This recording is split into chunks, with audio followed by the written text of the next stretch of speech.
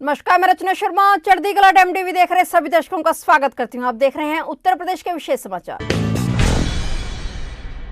उत्तर प्रदेश विधानसभा चुनाव के पहले चरण के तहत बृहस्पतिवार को राज्य के 11 जिलों की 58 विधानसभा सीटों पर मतदान होगा। पहले चरण में जिन जिलों में मतदान होगा वे सभी प्रदेश के पश्चिमी क्षेत्र के हैं। मतदान सुबह 7 बजे शुरू होकर शाम 6 बजे तक चलेगा। निर्वाचन आयोग कार्यालय से मिली जानकारी के मुताबिक पहले चरण के चुनाव के लिए सभी तैयारियां पूरी कर ली गई हैं। इस चरण में शामली, हापुड़, गौतम बुद्ध नगर, मुजफ्फरनगर, मेरठ, बागपत,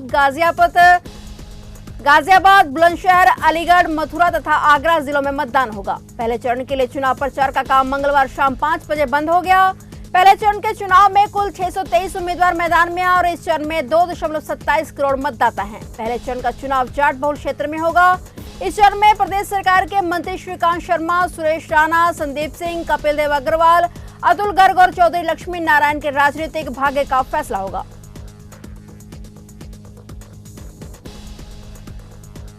कांग्रेस महासचिव प्रियंका गांधी वाड्रा ने आज प्रदेश कांग्रेस मुख्यालय पर यूपी चुनाव में पार्टी की तरफ से घोषणा पत्र जारी कर दिया है। इसे उन्नति विधान का नाम दिया गया है।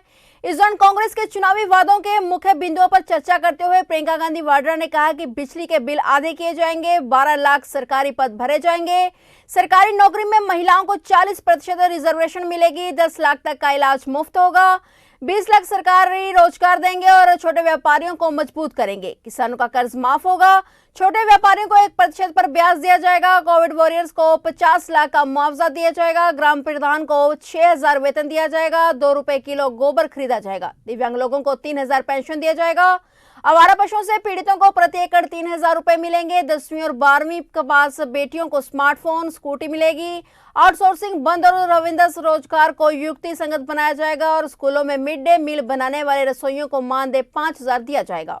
जो सबसे बड़ा मुद्दा है रोजगार का मुद्दा, उसके बाद महंगाई का मुद्दा, इन दोनों को निपटाने के लिए इनको कैसे हम इन समस्याओं को किस तरह से हम सुलझाएं, उसके लिए हमने बहुत चर्चा की और हमने काफ़ी इस विधान में भी और जो भर्ती विधान है, शक्ति विधान है, उसमें भी हमने इसके बारे में अपनी घोषणाएं की हैं। तो मैं कुछ मुख्य बिंदु इस घोषणा पत्र के मैं आपको पढ़ के सुनाना चाहती हूँ।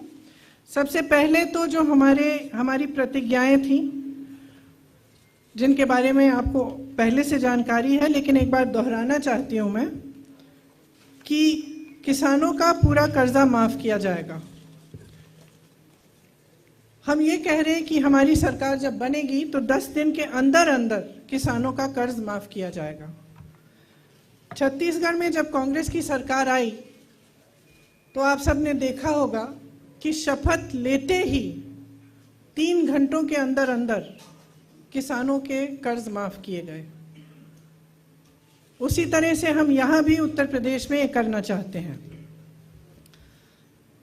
2500 में गेहूं, धान और 400 में गन्ना खरीदा जाएगा। बिजली बिल सबका हाफ किया जाएगा। कोरोना काल में जिस का बकाया है वो साफ किया जाएगा, खत्म किया जाएगा। जिस को कोरोना से सबसे ज़्यादा आर्थिक मार पड़ी उन परिवारों को 25,000 रुपये दिए जाएंगे ताकि वो एक बार फिर अपने पैरों पे खड़े हो सकें। हमने पहले भी ये बहुत बार घोषणा की है, फिर से दोहरा रहे हैं कि 20 लाख सरकारी रोजगार दिलवाएंगे। इसका पूरा खाका तैयार करके हमने भर्ती विधान में आपको कुछ दिनों पहले बताया था। उसमें से 12 लाख सरकारी पद खाली पड़े हैं जिन्हें भाजपा की सरकार ने 5 सालों से नहीं भरा। हम कह रहे हैं कि हम वो 12 लाख पद भी भरेंगे और उसके अतिरिक्त हम 8 लाख और पद भरेंगे या और रोजगार हम माफ करिए पद भरेंगे नहीं, 8 लाख हम रोजगार और पैदा करवाएंगे। इसके साथ साथ हमने पहले भी कहा है कि 40% रोजगार पहले के जो आरक्षण है उनके तहत महिलाओं को दिए जाएंगे। अगर कोई भी बीमारी हो तो सरकार की तरफ से 10 लाख रुपए तक इलाज मुफ्त मिलेगा।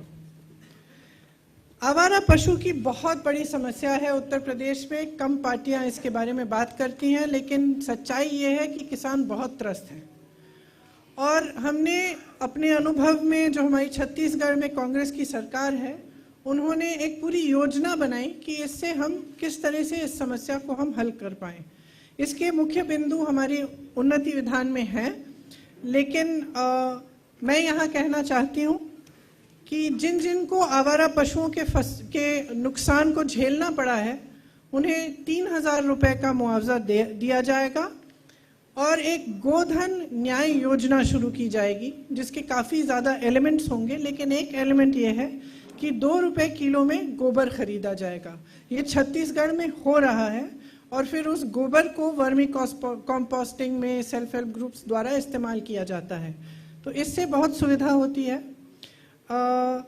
छोटे और मझोले उद्योगों के लिए देखिए, हम सब ने देखा है, आपने हाल ही में बागपत में एक छोटे व्यापारी की हालत देखी और हम सब ने वो बहुत ही दुखद घटना, एक तो फेसबुक पे लाइव हुई और हमें पता चला कि उनकी पत्नी की मृत्यु भी हुई है। बहुत ही ज़्यादा दुखद ये घटना हुई, लेकिन ये हम पूरे प्रदेश भर में देख रहे हैं।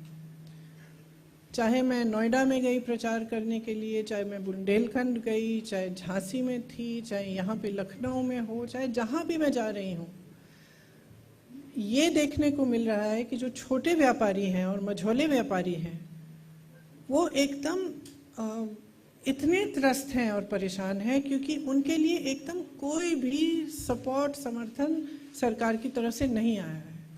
और चाहे नोटबंदी हो, चाहे उसके बाद जीएसटी हो, और उसके बाद जो कोरोना का लॉकडाउन हुआ, सबसे बड़ा प्रभाव इन्हीं व्यापारियों पे हुआ है। तो चाहे छोटे दुकानदार हों, छोटा मैन्युफैक्चरिंग यूनिट हो, बहुत ही ज़्यादा असुविधा हुई। लेकिन सरकार की तरफ से बहुत दुख की बात है कि इनके लिए कोई सपोर्ट नहीं मिली। और इस बजट में जो 2-3 दिन पहले आई, उसमें भी आपने देखा होगा कि जहां बड़े बड़े उद्योगपतियों के लिए, जो प्रधानमंत्री जी के मित्र हैं, उनके लिए तमाम योजनाएं, तमाम समर्थन और हर चीज़ लिखी गई, लेकिन इन छोटे व्यापारियों के लिए कुछ नहीं लिखा गया, गरीबों के लिए कुछ नहीं लिखा गया। इसीलिए हम चाहते हैं कि एक खास मदद हम छोटे व्यापारियों की करें। समाजवादी पार्टी अध्यक्ष अखिलेश यादव का रामपुर सदर सीट से पार्टी के उम्मीदवार आजम खान और स्वार सीट से प्रत्याशी उनके बेटे अब्दुल्ला आजम के पक्ष में रामपुर जाकर प्रचार करने का कार्यक्रम आज बुधवार को खराब मौसम के कारण स्थगित कर दिया गया। समाजवादी पार्टी ने एक ट्वीट कर इसकी जानकारी देते हुए बताया कि अखिलेश का रामपुर में होने वाला कार्यक्रम खराब मौसम के कारण स्थगित हो गया है। कार्यक्रम की अगली तारीख की घोषणा जल्द ही की जाएगी। अखिलेश को बुधवार को रामपुर सदर सीट से पार्टी उम्मीदवार आजम खान और जिले की ही स्वार सीट से प्रत्याशी उनके बेटे अब्दुल्ला आजम खान के पक्ष में चुनाव प्रचार के लिए रामपुर जाना था। रामपुर में विधानसभा चुनाव के दूसरे चरण के तहत आगामी 14 फरवरी को मतदान होगा। रामपुर से सपा सांसद आजम खान पर 100 से अधिक मुकदमे दर्ज हैं और वह इस वक्त जेल में बंद है। सपा ने उन्हें रामपुर सदर से अपना उम्मीदवार बनाया है। उच्चतम न्यायालय ने विधानसभा चुनाव के दौरान प्रचार के लिए अंतिम जमानत देने की आजम की अर्जी पर विचार करने से इनकार कर दिया है।